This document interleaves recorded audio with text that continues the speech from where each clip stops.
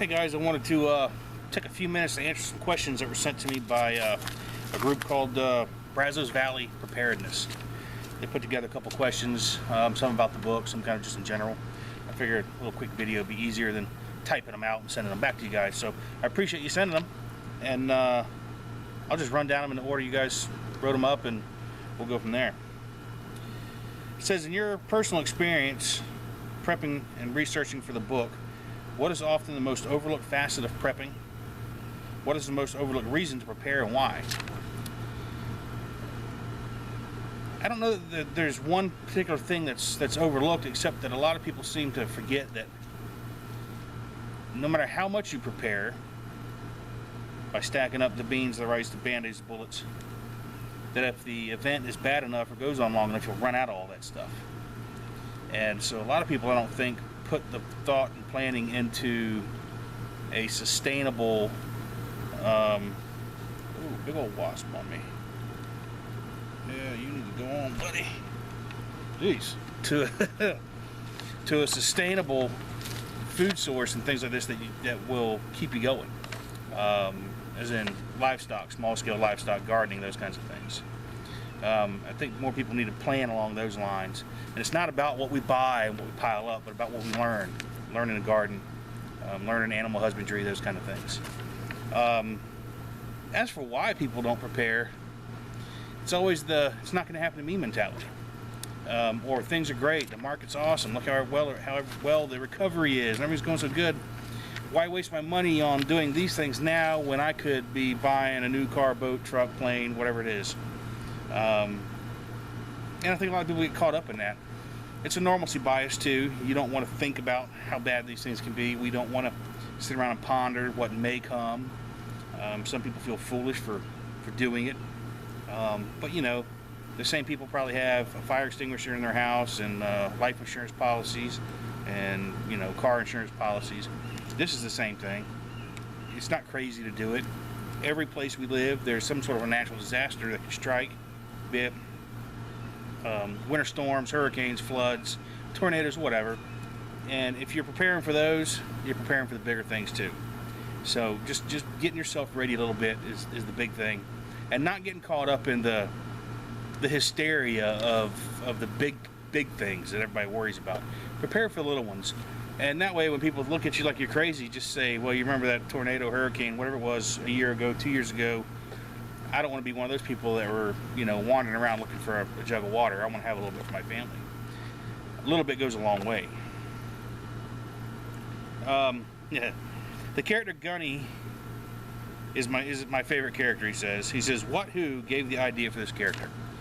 Well, the character came from two places. One, he's straight from Arlie Army, Gunny. I love the guy. He's awesome. He's a Marine, Semper Fi. But I stuck him in the 101st Airborne as a nod to my old man. My dad was in the 101st Airborne in Vietnam for a couple years as a door gunner on scout ships, and it was kind of a nod to him, a little respect to my dad. My dad's a character a lot like this guy. Not quite as far, but he gets there too. And that's just where he came from. I felt the book needed to have a little bit of that military element, but I didn't want the main characters to be those guys. You know, I wanted the main characters to be every man that we can all relate to, that I am, that you are, that we all are. There are some special forces ninjas out there. I'm not one of them, and a lot of us aren't. So I wanted the characters everybody could relate to. Third question says, so far the book has alluded to the coronal mass ejection and the DHS detonating an EMP to further the breakdown to make a move and oust the government and take over.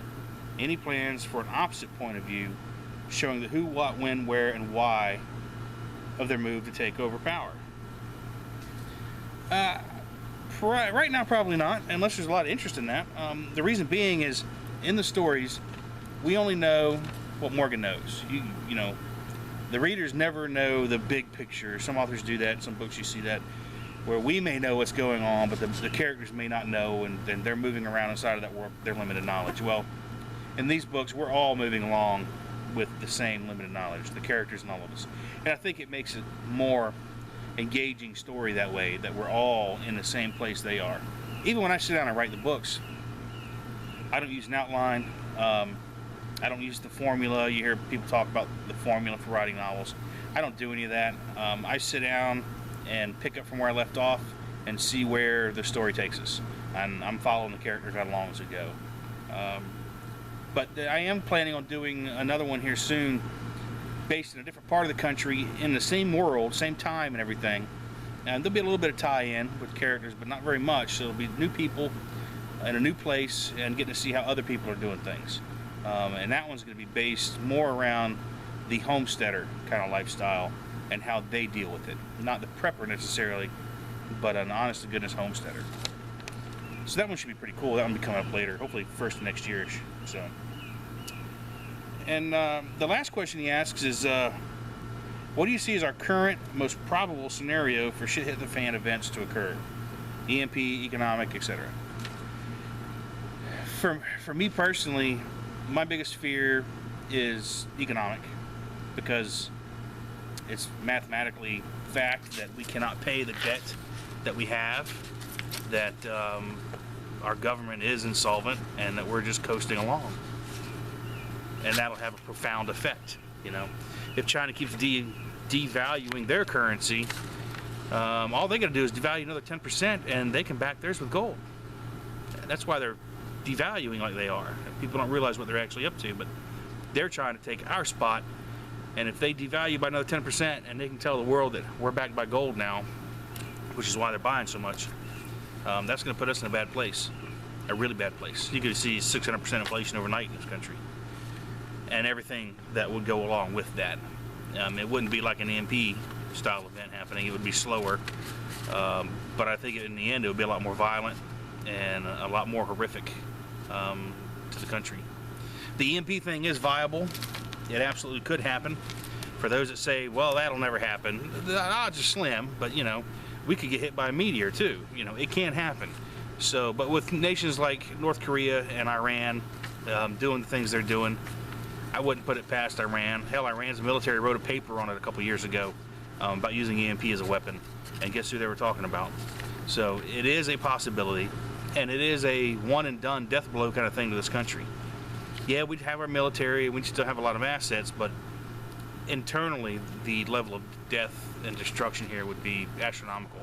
Because even in my books, I didn't cover some of the things that EMP would cause. They can cause numerous fires, structural fires, as far as when the EMP loads hit the power lines. When that load builds up and it hits a structure, it can override the circuit breakers, fuse protection, those kind of things, and actually cause fires.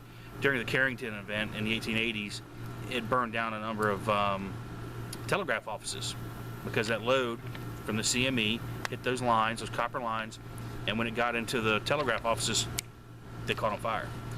So that's something I really didn't go into in my book, but it's a good possibility. I mean, there will be destruction. Everybody says that an EMP, you know, leaves everything intact. Well, that's not necessarily true. It can cause a number of fires, substantial fires, and if you get fires in a big city started and there's no way to fight them, think about what that would do burning across the city. So it's a very real possibility. But though, you know, economic collapse is my biggest concern. Also, the whole race baiting thing that's going on right now, it seems like people are pushing. They want some kind of a race war, race battle, I don't know what they call it. And it's a shame that our government's even pushing it, that they're, you know, furthering that agenda, it seems like. So that's a concern too.